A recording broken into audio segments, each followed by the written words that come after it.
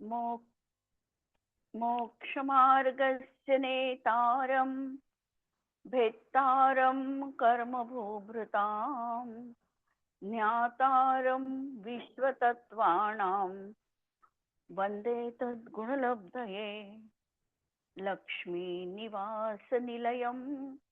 विलीनविलयं निधाय हृदि वीरम् आत्मानुशासनमहं वक्षे मोक्षाय भव्यानाम।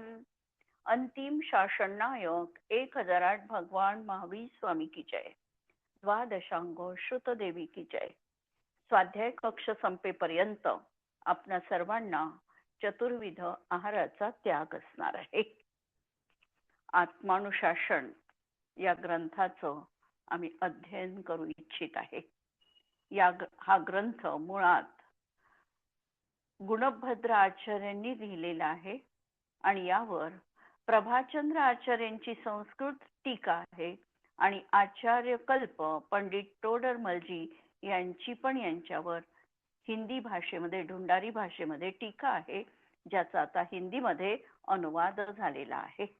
या ग्रंथामध्ये आत्म्याला अनुशासनबद्ध कसं करायचं, ज्या असंयमाच्या भूमिकेत अनादी कालापासून हा जीव जगत आलेला आहे, या असंयमाला टाळून जीवाचा जो स्वभाव आहे संयमामध्ये रत राहणं, या स्वभावा परत जाण्यासाठी जे काही कल्याणकारी उपदेश हवा आहे त्या उपदेशांचं या ठिकाणी आम्हाला आचार्यांनी निर्देशन केलेलं आहे। आणि म्हणून हा आत्मानुशासन ग्रंथ हा मोक्ष मार्गामध्ये पाऊल टाकण्यासाठी पहिली भूमिका निभवतो की मोक्ष मार्ग जो आहे हा मोक्ष मार्ग सम्यक दर्शनाने सुरुवात होतो आणि सम्यक दर्शन जीवनामध्ये प्राप्त करायचं असेल तर आम्हाला देशना प्राप्त व्हावी लागते, उपदेश मिळावा लागतो, खरे देव शास्त्र गुरु यांना समजावं लागतं। खरे देव कोणते, खरे गुरु कसे असतात आणि त्यांनी सांगितलेलं शास्त्र कसं असतं आणि शास्त्र हे आप्तांनी सांगितलेलं आहे, सर्वज्ञांनी सांगितलेलं आहे, म्हणून ते प्रामाणिक आहे। कारण वक्त्याची प्रामाणिकता ही वचनांच्या प्रामाणिकतेमध्ये कशामुळे येणार आहे तर ते कुणी प्रतिपादन केलं, एखाद्या सत्यवादी व्यक्तीने जर सत्य प्रतिपादन केलं असेल तर ते ग्राह्य मानण्यात येतं। पण नेहमी खोटं बोलणारी एखादी व्यक्ती असेल आणि ती जर सत्य सांगत असेल तरीही ते सत्य स्वीकारल्या जात नाही। आणि म्हणून उपदेश करता कसा आहे हेही या ठिकाणी महत्वपूर्ण आहे। काल आपण 2 श्लोकांमध्ये बघितलं की आचार्यांनी वीर भगवंतांना नमस्कार केले, कारण आम्ही आज जे राहतो ते वर्धमान स्वामींच्या शासन कालामध्ये आहे, त्यामुळे त्यांचा उल्लेख करणं स्वाभाविक आहे। पण वीर या शब्दाची जर आम्ही व्युत्पत्ती पाहिली तर वी ई आणि र हे शब्द जर बघितले तर जी विशिष्ट अशा अलौकिक लक्ष्मीने जे सहित आहे किंवा अलौकिक लक्ष्मी ज्यांच्या ठिकाणी आढळते ते वीर अशा प्रकारे व्युत्पत्ती लावली तर आम्हाला कोणतेही तीर्थंकर वीर या शब्दाने संबोधित करता येऊ शकतात। आमच्या पापांचा नाश व्हावा आणि अविनाशी स्वरूपाला प्राप्त व्हावं या मंगल कामनेच्या माध्यमातून आचार्यांनी हा ग्रंथ रचलेला आहे। गुणभद्र आचार्य जिनसेन आचार्यांचे शिष्य आहे आणि जिनसेन आचार्यांचं कार्य यांनी आपल्या हयातीत पूर्ण केलेलं आहे। उत्तर पुराणची रचना ही यांच्याच कडून संपन्न झालेली आहे। त्यानंतर आपण बघितलं होतं की आम्हाला प्रत्येकाला सुख हवं आहे आणि दुःख नको आहे, पण आम्ही उद्यम मात्र दुःखाचा करतो आणि परिणाम सुखाचा अपेक्षितो, हे कधीही होणं नाही। म्हणून आचार्य आम्हाला सांगतात की खरा दुःख निवारण करण्याचा उपाय आणि सुखप्राप्तीचा उपदेश प्रथमतः तू ऐकून घे, कारण आज तागायत पर्यंत असा उपदेश तू ऐकला नाही। उपदेशक तर बरेच मिळाले, परंतु आम्हाला जो खरा कल्याणाचा मार्ग आहे हा उपदेश देणारे जगामध्ये आम्हाला आज तागायत पर्यंत मिळाले नाही. आणि म्हणून पहिल्यांदा तर तू ऐकून घे. कधी कधी आम्ही ऐकायच्याही आधीच आम्ही म्हणतो हे आमच्यासाठी कठीण आहे, हे समजणार नाही, हे आमच्यासाठी नाही. हे जे आम्ही म्हणतो, आचार्य सांगतात की जर तुला कल्याण हवं आहे तर तुला हे पहिल्यांदा ऐकून घ्यावं लागेल. ऐकून घ्यावं लागलं की त्याचा परिचय तुला होईल. परिचय झाला की ते तुझ्या अनुभूत होईल. आणि जेव्हा अनुभूत होईल त्यावेळेला याच्यामधला कल्याणकारक मार्ग तुझ्यासाठी प्रशस्त होईल. एखादी गोष्ट जर वारंवार आम्ही ऐकली, कितीही अपरिचित असली तरी देखील ती सवयीने आम्हाला परिचित होऊनच जाते. आचार्य सांगतात की अशाच प्रकारे हे दुःख निवारण करण्याचा उपाय आणि सुखप्राप्तीचा उपदेश मी तुला सांगणार आहे. आता होतं काय की उपदेश म्हटला की पहिल्यांदा तर आम्हाला तो नकोसा वाटतो. कुणीही आम्हाला उपदेशाच्या 4 गोष्टी सांगितल्या तर आम्हाला पहिल्यांदा तर वाटतं कशाला हा आपलं सांगत आहे. म्हणून या ठिकाणी सांगतात की हा जो उपदेश आहे हा उपदेश तुझ्या कल्याणासाठी आहे. तू यापासून भयभीत होऊ नको. जसं रोग निवारण करताना जर औषध घ्यावं लागलं तर ते घेणं श्रेयस्कर आहे, त्यामुळे रोग निवारण होणार आहे. त्याप्रमाणे हा संसार रूपी रोग तुझ्या मागे लागलेला आहे. याचं जर निवारण करायचं असेल तर हे पहिल्यांदा कटू वाटणारं पण परिणाम मधुर असणारं असं औषध तुला घ्यावं लागेल. हा उपदेश तुला श्रवण करावा लागेल. कारण हा आज तागायत पर्यंत कधीही सुलभ नव्हता. सगळ्या कथा आम्ही ऐकल्या पण ही वैराग्याची कथा, ही संयमाची कथा आज तागायत पर्यंत आम्ही ऐकली नाही. म्हणून या ठिकाणी आचार्य सांगतात की पहिल्यांदा तू धीर धर आणि शांतपणे हे सगळं ऐकून घे. इथपर्यंत आपण आलो. आणि यानंतर आता खरा उपदेश हा कसा दुर्लभ आहे किंवा खरा उपदेश करता उपदेशही दुर्लभ आहे. आज आमचं सौभाग्य की महावीर स्वामींच्या माध्यमातून आम्हाला हा उपदेश आज आमच्या जवळ उपस्थित आहे. आणि हा उपदेश सांगणारे देखील अत्यंत दुर्लभ आहे. कारण बऱ्याच वेळेला असं होतं की शब्दांना वेगळा अर्थ लावला जातो आणि त्या वेगळ्या अर्थातून वेगळंच काहीतरी आम्ही समजतो आणि भ्रम देखील उत्पन्न होऊ शकतो. एकच शब्द आम्हाला भ्रमित पण करू शकतो आणि सन्मार्गावर पण नेऊ शकतो. एक व्यक्ती आहे, ह्या व्यक्ती अत्यंत दारुडा आहे. हा दारू पित आहे, त्याची 2 मुलं आहे आणि दोनही मुलं ते सगळं बघतात की आईला हा किती मारझोड करतो, किती त्रास देतो, हे सगळं ते दोघही मुलं बघतात. तेही मोठे होतात. मोठे झाल्यानंतर एक व्यक्ती दारुडा बनते आणि दुसरी व्यक्ती मात्र खूप सौजन्यशील, प्रेमळ, अत्यंत सगळ्यांचं हित पाहणारी अशी ती दुसरा व्यक्ती म्हणजे दुसरा मुलगा बनतो. त्रयस्थ व्यक्ती विचारतो पहिल्या मुलाला की तू असा दारुडा का बरं झाला. तर तो सांगतो माझे वडील दारू पित होते आणि म्हणून मला तसेच संस्कार मिळाले आणि म्हणून मी तसं झालो. दुसऱ्या मुलाला विचारतात तू एवढा सौजन्यशील कसा झाला.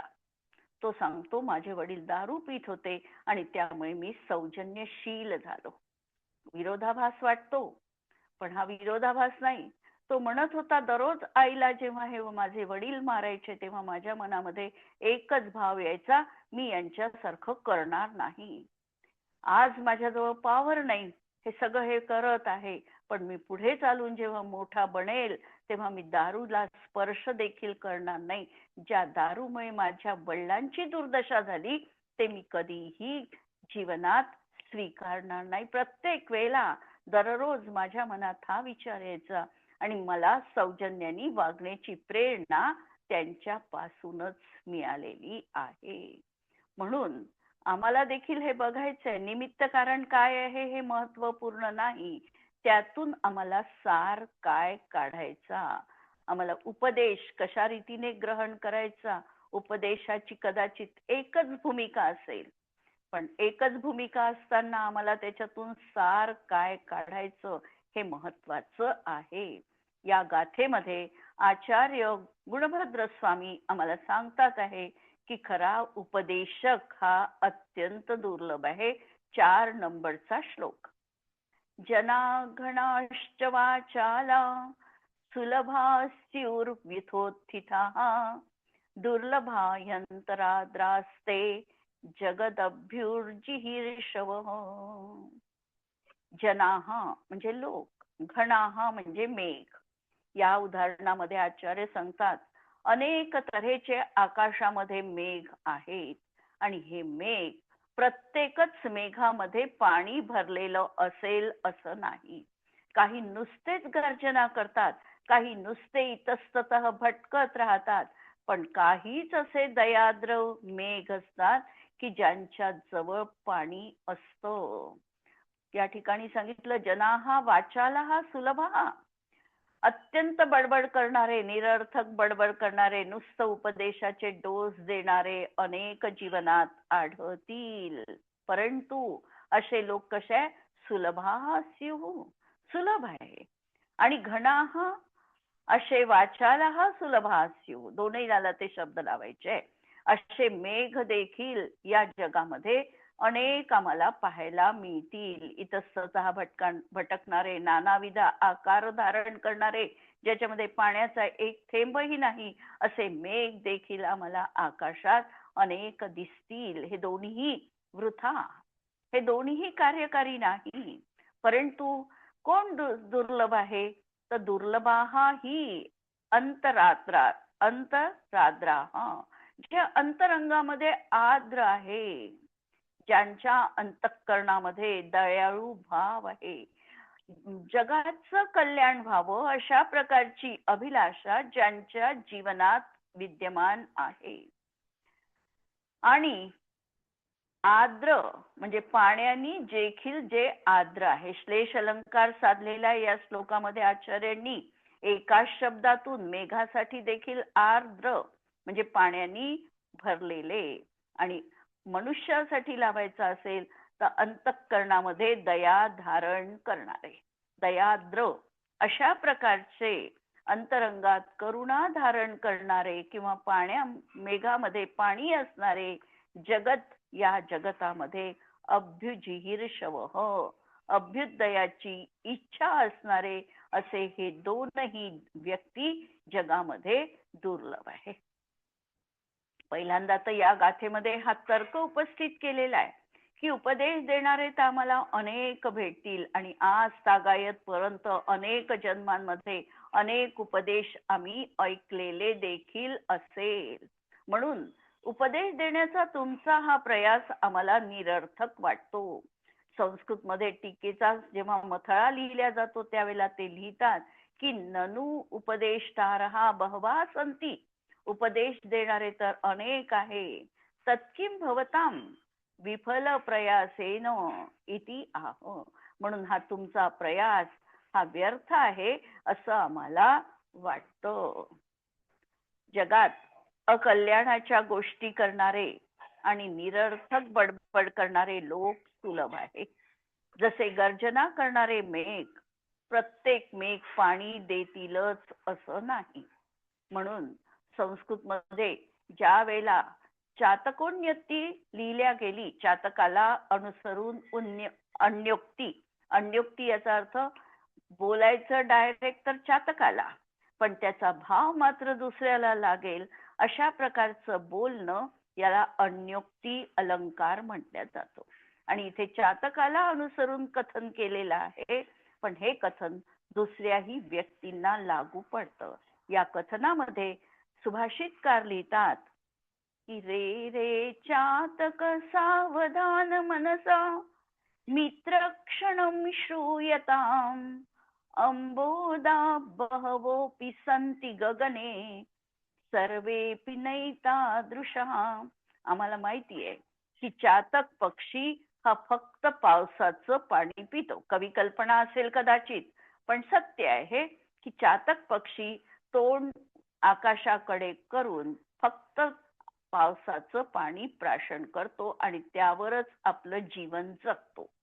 उन्हाळ्याचा भरपूर वेळ गेल्यानंतर त्याला आता पाण्याची आस लागते आणि त्यावेळेला हा जो चातकोण्यती सांगणारा सुभाषितकार आहे तो म्हणतो की हे चातक, तू मित्र आहे माझा आणि तू माझी गोष्ट क्षणभर ऐकून घे. अंबोदा बहवोपी, खूप जगामध्ये ढग आहेत पण सगळेच काही एकसारखे नाहीत. केची दृष्टी भिरार्दयंती गगनम, काही वृष्टींनी आर्द्र असतील, ते पाण्याचा वर्षाव करू शकत असतील, परंतु केचित गर्जंती वृथा, पण काही ढग मात्र फक्त निरर्थक गडगडाट करतात. म्हणून यम यम पश्यसी तस्य तस्य पुरतो मा ब्रूहि दीनं वचः. म्हणून जे जे ढग तुझ्या जवळ येतील त्या प्रत्येकाकडे तू याचना करू नको.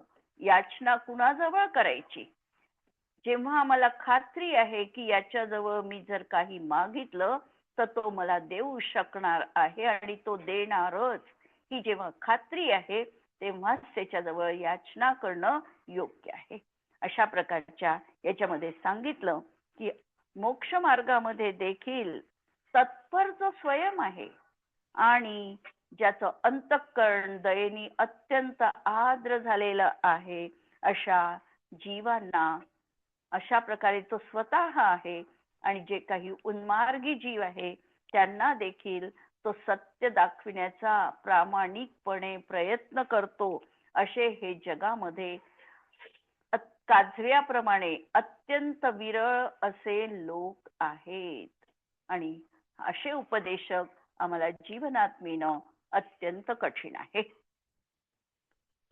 मग आता हा प्रश्न सांगितल्यानंतर परत प्रश्न उत्पन्न झाला की जर असा उपदेशक दुर्लभ आहे तर उपदेशकाच्या अंगी गुण तरी कोणते असावे, खरा वक्ता कसा असला पाहिजे?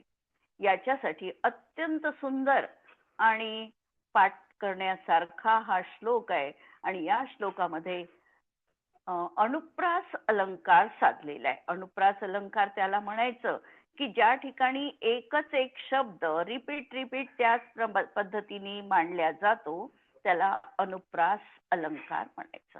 हा 5वा श्लोक पहा. यामध्ये उपदेशकाच्या म्हणजे वक्त्याचे गुण कोणते असतात ते सांगितलेलं आहे. प्राज्ञ प्राप्त समस्त शास्त्र हृदय व्यक्त हृदय प्रव्यक्त लोक स्थिती प्रास्तांश प्रतिभा पर प्रशमवान प्रागेव दृष्टोत्तर प्राय प्रश्न सह प्रभु परमनो हारी परा निंदया ब्रूया धर्म कथां गणी गुणनिधी प्रस्पृष्टमिष्टाक्षरा. पहा, प्रचा जो काही अनुप्रास साधलेला आहे, प्रत्येक शब्द प्रणी सुरू झालाय. प्राज्ञ, पहिलं विशेषण सांगितलं की हा जो उपदेशक आहे, उपदेशक कसा पाहिजे? प्राज्ञ, प्रज्ञावान पाहिजे. प्रज्ञा कशाला म्हणायची? तर त्रिकालार्थ विषया प्रतिपत्ती, त्याला प्रज्ञा म्हणायची. म्हणजे ज्याला त्रिकालवर्ती पदार्थांचं बरंच सामंजस्याने ज्ञान असतं त्याला म्हणायचं प्राज्ञ. किंवा अस्य प्रज्ञा अस्ति इति प्राज्ञ, ज्याची विशेष प्रज्ञा आहे, ज्याची भेदविज्ञानाची प्रज्ञा आहे त्याला म्हणायचं प्राज्ञ. सगळ्याच बुद्धिवाल्यांना प्राज्ञ म्हणता येत नाही. प्राज्ञ ही विशिष्ट संज्ञा आहे आणि प्राज्ञ त्यालाच म्हटल्या जाऊ शकतं की जो भेदविज्ञान करण्यात कुशल आहे, ज्याला आत्मा आणि पर याच्यामधला गाभा कळलेला आहे त्याला प्राज्ञ म्हटल्या जातं. म्हणून पहिलं विशेषण सांगितलं की जो अत्यंत बुद्धिवान आहे, ज्याची प्रज्ञा ही अत्यंत तीक्ष्ण आहे, त्याला प्राज्ञ म्हणायचं. दुसरा विशेषण सांगितलं की प्राप्त समस्त शास्त्र हृदय. दुसरं विशेषण पहा, प्राप्त समस्त शास्त्र हृदय, म्हणजे शास्त्राचं रहस्य हृदय काय आहे हे ज्याला पूर्णतः समजलेलं आहे. बऱ्याच वेळेला शास्त्रामध्ये काय आहे, त्याचा गाभा काय आहे, त्याचं रहस्य काय आहे, हे आम्ही जाणत नाही. आम्ही शब्द तर जाणतो, शब्दांचा अर्थ पण आम्ही समजतो, पण शब्दामधून नेमकं आम्हाला ग्रहण काय करायचं हे जर आम्हाला समजलं नाही तर आम्ही ते रहस्य ज्ञात करू शकत नाही.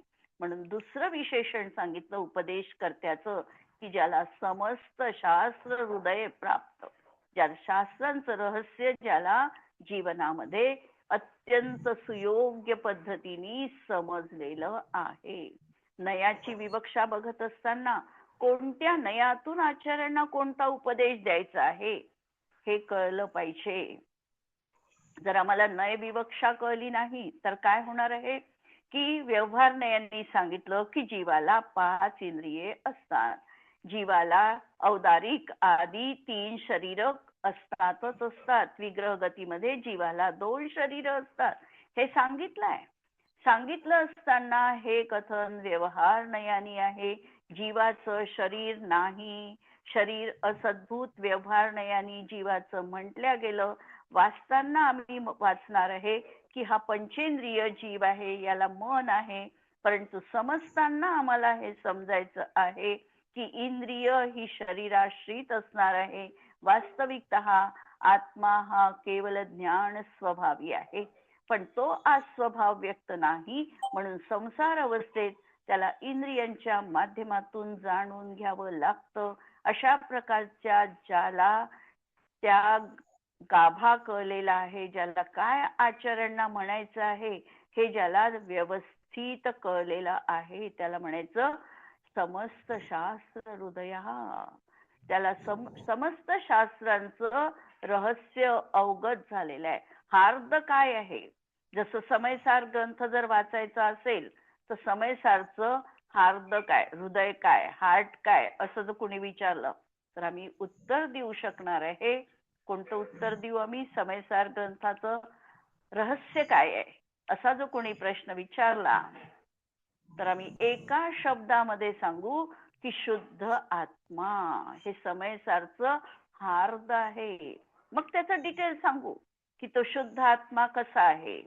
तर मग सांगू की गुणाच्या अतीत आहे, गुणभेदाच्या अतीत आहे, पर्याय भेदाच्या अतीत आहे, एक समयवर्ती शुद्ध पर्यायीच्या अतीत आहे, शुद्ध आहे, नित्य आहे, अनादि अनंत आहे पुढे. पण पहिल्यांदा जर आम्हाला हार्द पाहायचं असेल तर आम्ही सांगू की शुद्धात्मा हे समयसारचं त्या ठिकाणी गाभा आहे आणि भेदविज्ञान ही त्याच्यासाठी एकच शब्द साधन म्हणून वापरलेला आहे. या 2 शब्दात पूर्ण आम्ही समयसार सांगू शकतो. तशा प्रकारे ग्रंथांचं हृदय आम्हाला जर सांगायचं असेल तर अशा प्रकारे आम्हाला त्या ठिकाणी समजावं लागतं. आचार्यांना ही कला अवगत असावी लागते. म्हणून इष्टोपदेश मध्ये त्यांनी शेवटचा 51वा श्लोक सांगताना सांगितलं की हे आम्ही इष्टोपदेश वाचलं. हे इष्टोपदेश वाचत असताना त्याचा हार्द काय आहे, रहस्य काय आहे, तर जीव हा अन्य हा पुद्गला च अन्य इत्यसौ तत्व संग्रह. एवढाच तत्वाचा संग्रह आहे. तुम्ही 51 श्लोक वाचा की 451 वाचा किंवा किती वाचा, पण काय आहे शेवटचं रहस्य काय आहे, जीव हा अन्य हा पुद्गला च अन्य. किंवा आम्ही शास्त्राची स्तुती करताना काय म्हणतो, लाख बात की बात यह, कोटी ग्रंथ का सार है ना. कोटी ग्रंथ वाचून तुम्हाला एकच सार मिळणार आहे, मी अलग आहे आणि शरीर माझ्यापासून पृथक आहे. हे ज्याला समजलेलं आहे तो खरा वक्ता बनू शकतो. हे दुसऱ्या विशेषणातून सांगितलं त्यांनी. तिसरं सांगितलं प्रव्यक्त लोकस्थिती ही, त्याला लोकरीतीचं देखील ज्ञान असावं लागतं. ज्या ठिकाणी ते गेलेले आहे तिथला श्रोतृवर्ग कसा आहे, त्या ठिकाणी लोकांचं मन कसं आहे, ते जास्त निश्चयाकडे झुकलेले आहे की जास्त व्यवहाराकडे झुकलेले आहे, हे समजावं लागेल. लोकरीतीचं त्यांना ज्ञान पाहिजे की इथे काय चालतं आहे.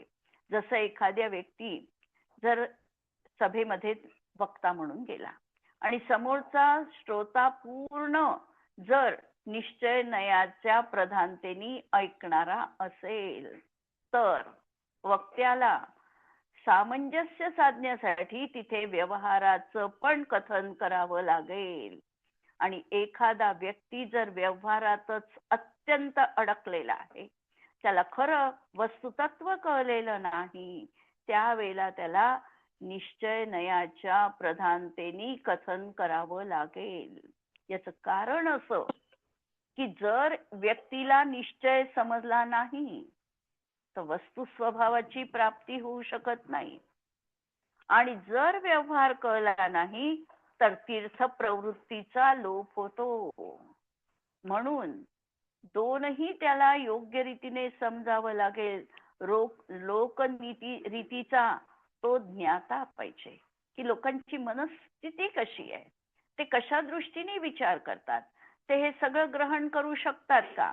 एखादा व्यक्ती आहे, प्रायमरी भूमिकेमध्ये समोरचा श्रोता आहे आणि त्याला एकदम हाय डोस दिला, तसं नाही. त्याला तिथे बघावं लागेल की कोणत्या कपॅसिटीचे आहे, त्यानुसार त्यांना त्या पद्धतीने शिकवावं लागेल. म्हणून प्रव्यक्त लोकस्थिती ही. पुढे सांगतात प्रास्ताशः. प्र आस्था म्हणजे ज्यांनी इच्छा, सगळ्या प्रकारच्या अभिलाषा, लौकिक अभिलाषा ज्याच्या जीवनातून नष्ट झालेल्या आहे. बऱ्याच वेळेला उपदेश करता, उपदेश देताना भय, आशा, स्नेह, लोभाष्ट, भयाशा, स्नेह, लोभाष्ट याच्यामुळे देखील उपदेश देतात. कधी कधी माझी चार चौघात वाहवा व्हावी म्हणूनही उपदेश देतात. किंवा कधी कधी जर ह्या काही उद्देश नसेल तर माझं लोकांनी कौतुक करावं या भावनेनी पण उपदेश दिला जातो. पण या ठिकाणी सांगतात की वक्ता हा कोणत्याही तऱ्हेच्या अभिलाषेमध्ये अडकायला नको. निरीच्छ पाहिजे, आशातीत पाहिजे. प्रकर्षेन असता आशा, प्रकर्षाने ज्याची आशा नष्ट झालेली आहे. लाभ, पूजा, कोणत्याही तऱ्हेचा लौकिक भाव जीवनात नाही. मनोरंजनाचा भाव नाही. कारण शास्त्र हे लोकरंजन किंवा मनोरंजनासाठी नाही, ते आत्मरंजनासाठी आहे. त्याच्या माध्यमातून आत्म्याची कथा आणि आत्म्याचीच महती पटली पाहिजे. म्हणून त्या ठिकाणी जो वक्ता आहे त्याला कोणत्याही तऱ्हेची अभिलाषा जीवनात नको. कुणी पूजा करा किंवा कुणी मला अपशब्द बोला, मान आणि अपमान दोन्ही त्याच्यासाठी समान हवे आहे. अशा प्रकारचा जो प्रास्ताशः. नंतर सांगितला प्रतिभा परह. प्रतिभा परा, पाचवं विशेषण सांगतात की तो प्रतिभा संपन्न असला पाहिजे. वर प्राज्ञ शब्द आला, आता बुद्धीसाठी दुसरा शब्द आला प्रतिभा संपन्न. प्रतिभा संपन्न याचा अर्थ की ज्याच्या बुद्धीमध्ये नवनवीन कल्पना नित्य उदित होत असतात. नवीन कल्पनांचा जो सृजक आहे त्याला म्हणायची प्रतिभा. प्राज्ञ अलग, प्राज्ञ भेद विज्ञानाच्या प्रधानतेने जी असते बुद्धी ती प्राज्ञ. आणि ज्या बुद्धीमध्ये नवनवीन विषय येतात आणि नवनवीन काहीतरी त्यांच्या कल्पना असतात आणि त्या कल्पना जेव्हा ते प्रत्यक्षात मांडतात तेव्हा ती जी बुद्धी आहे ती बुद्धी म्हटल्या जाते प्रतिभा. म्हणून प्रतिभा परह, जे प्रतिभा संपन्न आहे, नवीन कल्पनांना जन्म देणारे आहे. नंतरचं विशेषण सांगितलं प्रशमवान. प्रशम हे सगळे गुण आहे त्याच्याजवळ. तो प्राज्ञ आहे, प्रास्ताश आहे, प्रतिभापर आहे, पण खूप रागीट आहे, क्रोधी आहे, तर नको, असंही चालणार नाही. म्हणून प्रशमवान. शम, शम म्हणजे कषायांची मंदता. प्रकृष्टतः उपशम युक्त, जो प्रकृष्टतेने उपशम युक्त आहे, ज्याच्या अंतःकरणात क्रोध, मान, माया, लोभ हे जास्त उदित नाही. असणार तर आहे, कारण तोही गृहस्थ अवस्थेत आहे किंवा मुनी अवस्थेत आहे. मुनी अवस्थेत असेल तरीही संज्वलन कषायाचा उदय उपदेश देताना आहे आणि संज्वलनचा तीव्र उदय आहे. जर 5व्या गुणस्थांवरती व्रती असेल तर त्याच्या जीवनात तर 8 कषायांचा उदय आहे आणि 4थ्या गुणस्थांवरती सम्यक दृष्टी असेल तर 12 कषायांचा उदय असू शकतो. पण जी क्रोध मान माया लोभ आहे या परिणामांची मात्र मंदता असावी लागते. तीव्र भाव, एकदम तीव्र राग, द्वेष हे जीवनात नसावे म्हणून शांत परिणामी. नंतर प्रागेव दृष्टोत्तर. प्रागेव दृष्टोत्तर हा म्हणजे प्रश्नाच्या आधीच समोरचा श्रोता आपल्याला काय प्रश्न विचारणार आहे ते जाणणारा हा असला पाहिजे. जसं जर आम्ही मोक्षमार्ग प्रकाशक जर उघडलं तर आम्हाला टोडरमलजींचं जे काही आम्ही वाचतो त्याच्यामध्ये त्यांनी स्वतःहून प्रश्न निर्माण केलेले आहे. श्रोत्याकडून येईल न येईल पण यांनी स्वतःच प्रश्न उपस्थित केले आहे की जर तुम्हाला असं वाटत असेल हे ऐकल्यानंतर तर या प्रश्नाचं उत्तर अशा प्रकारचं आहे. समोरच्या श्रोत्याकडून तेवढ्या प्रकारच्या प्रश्नांना झेलणारा तो पाहिजे की असे हे प्रश्न श्रोता विचारू शकतात यावर आणि त्यावर काय उत्तर आहे त्याचं समाधान काय आहे हे तो जाणणारा असला पाहिजे. म्हणून 7वं विशेषण त्यांचं सांगितलं की प्रागेव दृष्टोत्तर. प्राग एव म्हणजे पूर्वीच, दृष्ट उत्तर. दृष्ट म्हणजे त्याच्या जीवनात असलं पाहिजे आणि उत्तर असलं पाहिजे ते म्हटलेलं आहे प्रागेव दृष्टोत्तर. नंतर सांगताना सांगितलं प्रायः प्रश्नसह. आता बऱ्याच वेळेला असं असतात की वक्ता तर एकदम चांगला असतो, सगळं काही सांगतो, पण समोरच्या श्रोत्याकडून प्रश्नांची सरबत्ती झाली की हा गोंधळू शकतो. याच्याजवळ सडेतोड उत्तर सापडत नाही, आगम प्रमाण सापडत नाही आणि म्हणून श्रोत्यांच्या प्रश्नाला उत्तर देण्याची क्षमता कधी कधी याच्याजवळ राहत नाही. उत्तर कधी देता येईल? ज्या वेळेला ज्ञानाची सखोलता असेल त्यावेळेला उत्तर देता येईल. म्हणून ही सखोलता आहे की नाही यासाठी सांगितलंय प्रायः प्रश्नसह. कधी कधी वाद करण्यासाठी पण प्रश्न विचारले जातात. कधी कधी अंतरंगामधल्या खऱ्या प्रकारची जिज्ञासा असते त्याच्या समाधानार्थ प्रश्न विचारले जातात. कधी कधी वक्त्यापेक्षा श्रोता असं मानतो की मी खूप हुशार आहे आणि म्हणून देखील प्रश्न विचारले जातात. वक्त्याला ही जाणीव असायला हवी की कोणता प्रश्न कोणत्या अनुषंगाने विचारला आहे. खरा ही समस्या आहे, खरंच समाधान हवं आहे किंवा वादासाठी आहे किंवा खाली अपमान करण्यासाठी आहे हे योग्य रीतीने समजून त्या प्रश्नांना सहन करण्याची क्षमता याच्यामध्ये असायला हवी. म्हणून प्रचूर प्रश्नांना सहन करण्याची क्षमता असणारा असा हा वक्ता जीवनात असावा लागतो. बाकीचे आपण नंतर पाहू. इथे आपण आज थांबूया. जिनवाणी के ज्ञान ते तुझे लोकालोक, सो जिनवाणी मस्तक नमो सदा देत हूँ भोग. नमो अरिहंताणम नमो सिद्धाणम नमो आयर्याणम नमो वज्रायाणम नमो लोये सवसाहुणम. सर्वांना जय जिनेंद्र. कुणाला काही प्रश्न असेल तर विचारू शकता.